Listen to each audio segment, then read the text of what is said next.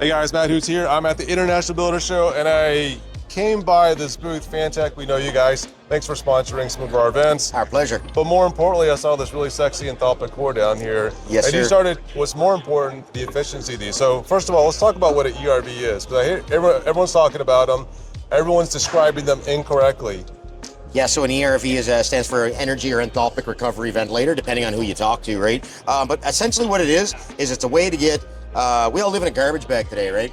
They seal up houses and everybody kind of focuses on the energy efficiency of a home. We're kind of losing sight of the safety and health of the occupant now, right? So we live in a sealed up home now, garbage bag, literally. And we have a lot of contaminants that end up in our house. We drag them in, we breathe them out, and we have to find a way to keep our occupants healthy. And the way that we do that now is we take one of our box of fans with a recovery core on it and we extract stale air and we replace it with an equal amount of fresh air to keep everybody inside healthy and happy. Which is good. Now, I know you guys are known for ventilation. You guys are good for exhaust ventilation and whatnot. What I like about this is basically the recovery aspect of it. So accidentally on one of our projects, they're working on the outside, they taped over the exhaust part, so we're only bringing air in, and it was getting colder. So I know for a fact that this Enthalpic core works, is when we pulled the tape off, it was able to exchange that energy, exchange that humidity, and then the system's like, hey, I'm happy again. We're able to reach that temperature of that supply air just kicked right up, right? So it was for science. No, we actually, the client called us up, was like, hey, how come it's at 72 all the time? I thought it was living in a trash bag, literally. Like, is it a super tight house? What's going on here? It's like, oh, whoops, there. The ERV, because we're actually doing we had a manometer in there just like doing a test and balance, and like we're just not getting pressure on this side, so it does work. And so you're seeing a high positive pressure indoors, right? Exactly. Yeah.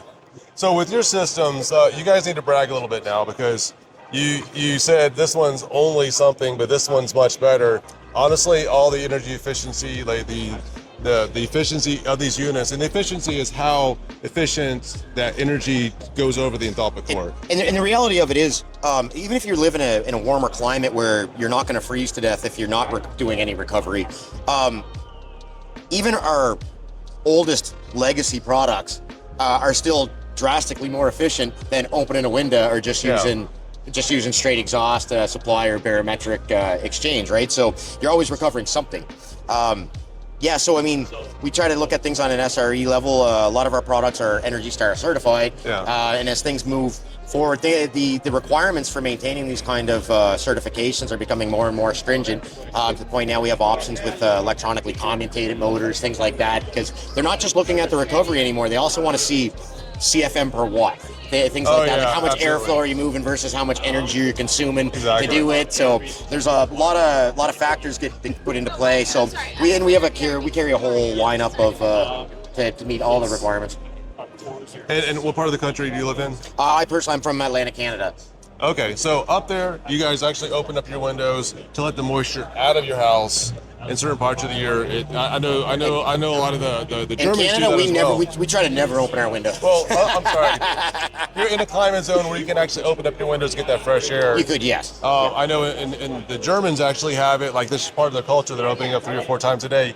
In the South, we can't do that. Too much humidity. We're actually bringing too much humidity in, so that's why we absolutely have to have that. Yes, so, and then it's got to be an ERV. Not the HRV. It has to be an ERV, absolutely. And if you're maintaining, so the way an HRV or ERV works, essentially it just takes heat from the warmest airstream, transfers it to the coolest airstream.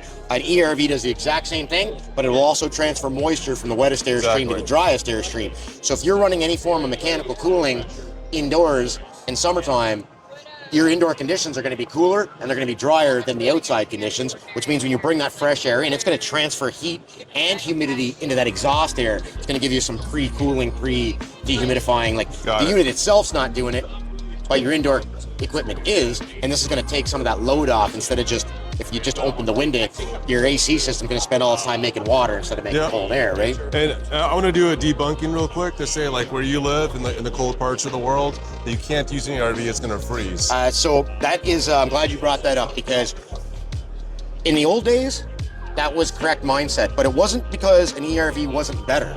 On paper, they absolutely have always been better for all climates. Exactly. It was that the technology couldn't survive getting wet or freezing. And those days are done. Now it's ERVs forever. Well, in our projects, we don't have to worry about that because we're constantly we're running this 24/7. Right. At a low, maybe it'll go up to boost mode, but that way, even if it does get wet, it's able to dry out. And No, it's of never course. gonna get to that condition. So. In the old days, the ERV technology, the way it was made, the enthalpic cores, it was almost like a tissue paper type material with a spray coating on it. And if it got wet, it would wash that coating off, and then you end up with this white residue in the bottom of your unit, and you just turned your really expensive ERV into a really poor performing HRV. It's gonna look like just like soggy toilet paper at Almost, that point. yep. So. Yeah. All right. Well, I really do appreciate all the content here. I appreciate you being a partner with BSMU and coming down and helping with our events. And this is an amazing product. No, it's our pleasure. Thanks for having us. All right, thanks, Jeff. Take care. Hey, if you got value out of this, we've got full coverage from this year's show. Check out our tours of the New American Home, the New American Remodel, and all of our interviews from the show floor. For your convenience, all the playlists are right here. Don't forget to subscribe since we've got more coming.